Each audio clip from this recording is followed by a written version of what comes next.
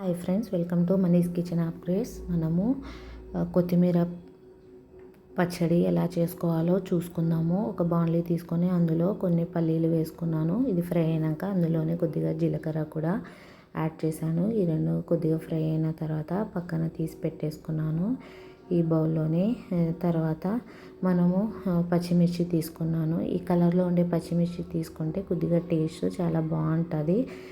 దీనికోసము కొద్దిగా ఒక spoon oil పోసాను. ఇందులోనే కొద్దిగా మినప్పప్పుని కూడా యాడ్ చేశాను. ఒక 2 టేబుల్ స్పూన్ మినప్పప్పుని. ఇందులోనే మీరు ధనియాలు కూడా వేసుకోవచ్చు. ధనియాలు లేదని నేను వేయలేదు, మీరు వేసుకోవచ్చు.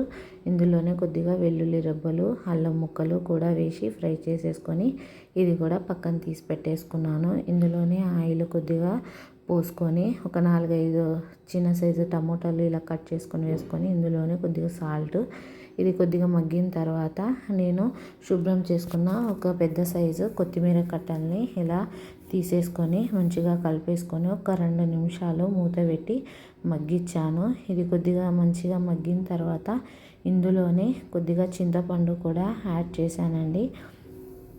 తర్వాత ఇదంతా మొత్తం మగ్గిన తర్వాత ఒక మిక్సీ జార్ తీసుకొని మనం పల్లీల్ని ఫ్రై చేసుకున్నాం కదా, అది దీంట్లో వేసుకొని మిక్సీ గ్రైండ్ చేసుకున్నాను. ఇలా పౌడరు, పచ్చిమిర్చి కూడా వేసి మెత్తగా గ్రైండ్ చేసుకున్నాను.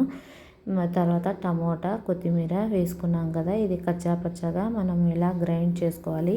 అయితే రోట్లో కూడా వేసుకొని మంచిగా దంచుకోవచ్చు. తర్వాత పోపుకి మరొక బాండ్లీ పెట్టేసుకొని ఆయిల్ కొద్దిగా వేసుకొని ఆయిల్ హీట్ అయిన తర్వాత ఆవాలు, జీలకర్ర చిటపట్లాడిన తర్వాత కొన్ని వెల్లుల్లి రెబ్బలు, తర్వాత ఎండుమిర్చి, కరివేపాకు, కలర్ కోసం కొద్దిగా పసుపు యాడ్ చేశాను. ఇదంతా దగ్గరికి వచ్చినాక పోపు అంతా దగ్గరకు వచ్చిన తర్వాత మనం మిక్సీ పట్టుకున్న పుదీనా, కొత్తిమీర చట్నీని